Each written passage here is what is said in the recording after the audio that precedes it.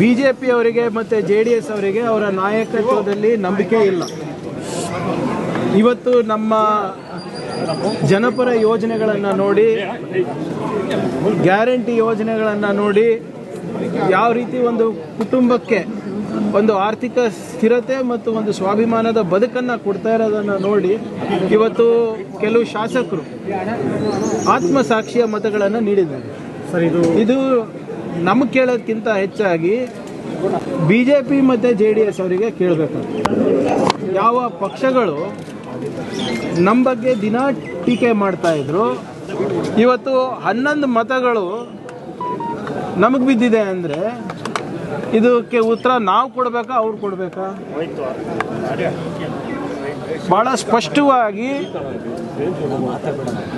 ವಿರೋಧ ಪಕ್ಷದ ನಾಯಕರಾದಂಥ ಅಶೋಕ್ ಅವರ, BJP ಪಕ್ಷದ ರಾಜ್ಯಾಧ್ಯಕ್ಷರಾದ ವಿಜೇಂದ್ರ ಅವರ ನಾಯಕತ್ವವನ್ನು ಸ್ವತಃ BJP ಅವರು ತಿರಸ್ಕಾರ ಮಾಡಿದ್ದಾರೆ. ಮತ್ತು ಎರಡೂ ಪಕ್ಷದ ಮೈತ್ರಿ ಏನಿದೆ ಅದನ್ನು ಕೂಡ ತಿರಸ್ಕಾರ ಇವತ್ತು JDS ಹಾಗೂ BJP ಶಾಸಕರು ಮಾಡಿದ್ದಾರೆ. ಮೊದಲ ಪ್ರಯತ್ನದಲ್ಲೇ ಸರ್ ಬರೋಬ್ಬರಿ 11 ಮತಗಳು ಆತ್ಮಸಾಕ್ಷಿಯ ಮತಗಳು. ಬೇರೆ ನೀವು ಗಮನಿಸಬೇಕಾಗಿರೋದು ಏನು ಅಂದರೆ, ಫಸ್ಟ್ ರೌಂಡಲ್ಲೇ ಎಲ್ಲರೂ ಗೆದ್ದಿದ್ದು, ಮೊದಲನೇ ಸುತ್ತಿಲ್ಲ. ಅಂದರೆ ಏನು ತೋರಿಸುತ್ತೆ? It is an outright rejection of the leadership of mister Ashok, mister Vijendra and mister Kumaraswamy. Karnataka counter ಆಯ್ತು ಅಂದರೆ BJP ಬೇರೆ ಬೇರೆ ರಾಜ್ಯಗಳಲ್ಲಿ ಹಿಂಗೆ ಬೇರೆ ಪಕ್ಷದ ಶಾಸಕರಿರ್ಬೋದು ಬೇರೆ ಬೇರೆಯವ್ರನ್ನ ಸೆಳೀತಾ ಇದ್ದು, ಇಲ್ಲಿ ಕರ್ನಾಟಕದಲ್ಲಿ ನೋಡಿ, ನಾವು ಯಾರಿಗೂ ಸೆಳೆದಿಲ್ಲ, ಏನಿಲ್ಲ. ಭಾಳ ಸ್ಪಷ್ಟವಾಗಿ ನಮ್ಮ ಮುಖ್ಯಮಂತ್ರಿಗಳು ಮತ್ತು ನಮ್ಮ ಪಕ್ಷದ ಅಧ್ಯಕ್ಷರು ಹೇಳಿದ್ದಾರೆ, ನಾವು ಯಾವುದೇ ರೀತಿಯಾದಂಥ ಅನ್ಕಾನ್ಸ್ಟಿಟ್ಯೂಷನಲ್ ಮೀನ್ಸ್ ಮುಖಾಂತರ ನಾವು ಚುನಾವಣೆ ಗೆದ್ದಿಲ್ಲ, ನಾವು ಗೆಲ್ಲಕ್ಕೂ ಹೋಗೋದಿಲ್ಲ. ಈಗ ಅವರೇ ಸ್ವಪ್ರೇರಣೆಯಿಂದ ಬಂದಾಗ ಅವ್ರು ಹಾಕಿರ್ತಾ ಇದು ಸೀಕ್ರೆಟ್ ಬ್ಯಾಲೆಟ್. ನೀವು ಎಲ್ಲನೂ ಕೂಡ ನೀವೇ ನೋಡಿದ್ದೀರಾ, ಲೈವ್ ನೋಡಿದ್ದೀರಾ. ಯಾರಾದರೂ ನಾವು ಏನಾದರೂ ಹೋಗಿ ಅಲ್ಲಿ ಕೈಕಾಲು ಬಿದ್ವಾ, ಏನಾದರೂ ನಾವು ಅವರಿಗೆ ಮನವಿ ಮಾಡಿಕೊಂಡ್ರೆ ಇಲ್ಲ.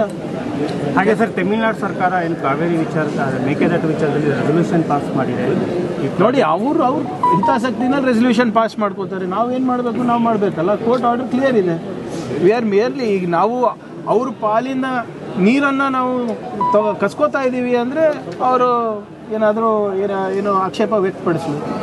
ಎಕ್ಸಸ್ ಏನಿದೆ ಹೋಗ್ತಾ ಇದೆ ಅದನ್ನು ನಾವು ಸಂಗ್ರಹಣೆ ಮಾಡಿ ನಮ್ಮ ಜನರಿಗೆ ಅನುಕೂಲ ಆಗಬೇಕು, ಬೆಂಗಳೂರಿಗೆ ಅನುಕೂಲ ಆಗಬೇಕು, ಅಲ್ಲಿ ಸ್ಥಳೀಯ ಜಿಲ್ಲೆಗಳಿಗೆ ಜನರಿಗೆ ಅನುಕೂಲ ಆಗಬೇಕು ಅಂತ ಮಾಡ್ತಾ ಇರೋದು. ಆ್ಯಂಡ್ ಕೋರ್ಟ್ನಲ್ಲಿ ಇದು ಕ್ಲಿಯರ್ ಆಗಿದೆ. ಯಾರಿಗೂ ಅನ್ಯಾಯ ಆಗ್ಲಾರ್ದಂಗೆ ನಾವು ನೋಡ್ಕೋತೀವಿ. ಮಾಡಲಿ, ವಾಟ್ ಎವರ್ ಇಟ್ ಈಸ್. ನೋಡಿ, ನನ್ನ ಜವಾಬ್ದಾರಿ ಏನು? ನಮ್ಮ ರಾಜ್ಯದ ಹಿತಾಸಕ್ತಿ ಕಾಪಾಡೋದು. ಅವ್ರ ರಾಜ್ಯದ ಅದೇನಿದೆ ಆಗಲೇ ಕೋರ್ಟಲ್ಲಿ ತೀರ್ಪು ಬಂದಿದೆ. ಇವರು ಇನ್ನೂ ಏನು ಮುಂದೆ ಮಾಡ್ತಾರೆ, we are also ready for it. ಧ್ವನಿ ಎತ್ತಬೇಕಲ್ಲ ಸರ್ ದೆಹಲಿಯಲ್ಲಿ. ನಿಮ್ದು ಎಕ್ಸ್ಪೆಕ್ಟೇಷನ್ ಜಾಸ್ತಿ ಇದೆ BJP ಅವ್ರ. 12 ವರ್ಷ ಆಯಿತು ಸ್ವಾಮಿ, ಒಂದು ಸರಿಯಾನ ಯಾವುದಾದ್ರೂ ಕರ್ನಾಟಕದ ಬಗ್ಗೆ, ಕನ್ನಡಿಗರ ಬಗ್ಗೆ ಧ್ವನಿ ಎತ್ತಿದಾರಾ? ನನಗಂತೂ ಯಾವುದೇ ಎಕ್ಸ್ಪೆಕ್ಟೇಷನ್ ಇಲ್ಲ. ನೀವು ಯಾಕೆ ಇನ್ನೂ ಇಟ್ಕೊಂಡಿದ್ದೀರಾ ನನಗೆ ಗೊತ್ತಿಲ್ಲ. ಅವರಷ್ಟು ಅಸಮರ್ಥ ನಾಯಕತ್ವ ಇಡೀ ದೇಶದಲ್ಲೇ ನಾನು ನೋಡಿಲ್ಲ. ನಮ್ಮ ರಾಜ್ಯ BJP MPಗಳು ಏನು ಮಾಡ್ತಾರೆ, ಈಗ ನಿಮ್ಮ BMRCLದು ದರ ಏರಿಕೆ ಆದಾಗ ಯಾವ ರೀತಿ ಬಂದು ಪ್ರತಿಭಟನೆ ಮಾಡ್ತಾರೆ, ಬಾಲೇಶ ಥರ ಹೇಳಿಕೆ ಕೊಡ್ತಾರೆ.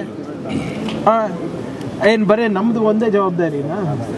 ಸೊ ಇವೆಲ್ಲನೂ I have no hopes and zero expectations from the members of parliament of BJP. ನಮ್ಮ ಮೀಡಿಯಾ ಫ್ರೆಂಡ್ಸಿಗೆ ಇನ್ನೂ ಯಾಕಿದೆ ಅಂತ ನನಗೆ ಗೊತ್ತಿಲ್ಲ. ಸರ್, ಕಲಬುರಗಿಲಿ ಕಾನ್ಸ್ಟೇಬಲ್ ಮತ್ತು PSI ಅಕ್ಕಿ ವಿಚಾರದಲ್ಲಿ ಲಂಚ ತಗೊಳ್ಬೇಕಾದ್ರೆ ಲೋಕಾಯುಕ್ತಕ್ಕೆ ಸಿಗಾಕೊಂಡವ್ರೆ. ನೋಡಿ, ಇವರೇ ಎಲ್ಲ ಇಲಾಖೆಯಲ್ಲಿ ಹಲವಾರು ವ್ಯವಸ್ಥೆಗಳಲ್ಲಿ ಇಂಥವು ಇದ್ದೇ ಇರ್ತಾರೆ ಒಂದೆರಡು. ಈಗ ಅವರು ರೆಡ್ ಹ್ಯಾಂಡಾಗಿ ಸಿಕ್ಕಾಕೊಂಡಿದ್ದಾರೆ ಅಂದರೆ ವಿ ವಿಲ್ ಟೇಕ್ ಆ್ಯಕ್ಷನ್. ಇಂಥವರೆಲ್ಲ ರೆಕಮೆಂಡೇಷನ್ ಯಾರು ಮಾಡೋದು? ನಮ್ಮ MLAಗಳೇ ಮಾಡಿರ್ತಾರೆ, ನಾವೇ ಕಳಿಸಿರ್ತೀವಿ. ಏನು ನಮ್ಮ ಕಡೆ ಆಗಿರೋವಂಥ ಲೋಪಗಳನ್ನು ನಾವು ತಿದ್ಕೋಬೇಕಾಗ್ತದೆ. ನಾವೇನು ನಮ್ಮದು ನಿರೀಕ್ಷೆ ಏನಿರ್ತದೆ, ನಾವು ಒಬ್ಬರು ಯಾರಿಗೋ ಅಲ್ಲಿ ಹಾಕಿದ್ರೆ ನಮ್ಮ ಜಿಲ್ಲೆಗಳಿಗೆ, ನಮ್ಮ ತಾಲೂಕಿಗೆ ಪ್ರಾಮಾಣಿಕವಾಗಿ ಕೆಲಸ ಮಾಡ್ತಾರೆ ಅಂತ. ಈಗ ಯಾರ್ಯಾರ ಗುಣ ಹೆಂಗಿರುತ್ತೆ ಅಂತ ಹೆಂಗೆ ಗೊತ್ತಾಗ್ತದೆ ನಮಗೆ? ಇಂಥ ಪ್ರಕರಣ ಬಂದಾಗೆ ಗೊತ್ತಾಗ್ತದೆ. And will deal with it very strictly. ಇವತ್ತು KPCC ಅಧ್ಯಕ್ಷರು ಮತ್ತು CM DK ಶಿವಕುಮಾರ್ ಅವರಿಗೆ ಮೊದಲ ಪ್ರಯತ್ನದ ಚುನಾವಣೆಯಲ್ಲಿ ಗೆದ್ದಿದ್ದಾರೆ. Next is GBA election sir. GBA ಜಿಲ್ಲಾ ಪಂಚಾಯತ್, ತಾಲೂಕ್ ಪಂಚಾಯತ್, ಗ್ರಾಮ panchayat, urban local body and 2029 and 28 state election, 29 Lok Sabha election ಎಲ್ಲನೂ ಕೂಡ ಕಾಂಗ್ರೆಸ್ ಗೆಲ್ಲುತ್ತೆ. ಕರ್ನಾಟಕ ದೇಶದಲ್ಲೂ ಕೂಡ ನಾವೇ ಬರ್ತೀವಿ. ಸರ್, ಇವತ್ತು ಗ್ಯಾರಂಟಿ ಪರಿಶೀಲನಾ ಸಭೆ ಇದೆ, ಏನಾದ್ರು ರೂಪುರೇಷೆ ಕೊಡ್ತಾರಾ ಸರ್?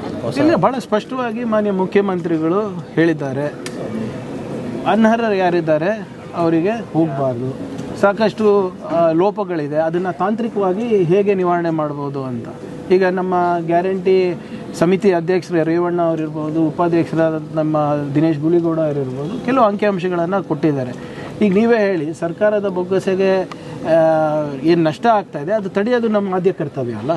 ಈಗ ಯಾರಿಗೆ ಸಿಗ್ತಾ ಇಲ್ಲ ಅವರಿಗೆ ಕೊಡಿಸ್ಬೇಕು, ಯಾರು ಅನರ್ಹರಿಗೆ ಅವ್ರಿಗೆ ತೆಗಿಬೇಕು. ಈ ಮೃತಪಟ್ಟವರಿಗೂ ಹೋಗ್ತಾ ಇದೆ. ಈಗ ನಾವು ಮೆಕ್ಯಾನಿಸಮ್ನ ಇವಾಲ್ವ್ ಮಾಡಬೇಕಲ್ಲ ತಾಂತ್ರಿಕವಾಗಿ. 2 ತಿಂಗಳಿಗೋ 3 ತಿಂಗಳಿಗೋ ನಾವು ಅಲ್ಲಿ PDO ಮುಖಾಂತರ, ವಿಲೇಜ್ ಅಕೌಂಟೆಂಟ್ ಮುಖಾಂತರ ಅಥವಾ ತಹಸೀಲ್ದಾರ್ ಮುಖಾಂತರ ಇಷ್ಟು ಜನ ತೀರೋಗಿದ್ದಾರೆ, ಇವರ ಆದರೂ ಕೂಡ ಇವ್ರ ಬ್ಯಾಂಕ್ ಅಕೌಂಟಿಗೆ ಜಮೆ ಆಗ್ತಾ ಇದೆ ಅಂತ ನಾವು ಒಂದು ಮೆಕ್ಯಾನಿಸಮ್ ಡೆವಲಪ್ ಮಾಡಬೇಕಲ್ಲ. ಸೊ ಅದ್ರ ಬಗ್ಗೆ ಚರ್ಚೆ ನಡೀತಾ ಇದೆ. ಮತ್ತು ಇನ್ನೂ ಹೆಚ್ಚು ರೀತಿಯಿಂದ ಹೇಗೆ ನಾವು ನಮ್ಮ ಸರ್ಕಾರದ ಏನು ಸಿಟಿಸನ್ ಸರ್ವಿಸಸ್ ಡೆಲಿವರಿ ಸಿಸ್ಟಮ್ ಇದೆ ಅದನ್ನು ಚುರುಕುಗೊಳಿಸಬೇಕು ಅಂತ ಮುಖ್ಯಮಂತ್ರಿಗಳು ಎಲ್ಲರಿಗೂ ಕರೆದಿದ್ದಾರೆ. ಈ ಗವರ್ನೆನ್ಸರಿಗೂ ಕರೆದಿದ್ದಾರೆ ಅದಕ್ಕೆ. So we will evolve A mechanism in the next 1 or 2 months. ಹೆಚ್ಚಿನ ವಿಡಿಯೋಗಳಿಗೆ ಪ್ರತಿಧ್ವನಿ ಯೂಟ್ಯೂಬ್ ಚಾನೆಲ್ ಸಬ್ಸ್ಕ್ರೈಬ್ ಮಾಡಿ, ಬೆಲ್ ಐಕಾನ್ ಕ್ಲಿಕ್ ಮಾಡಿ.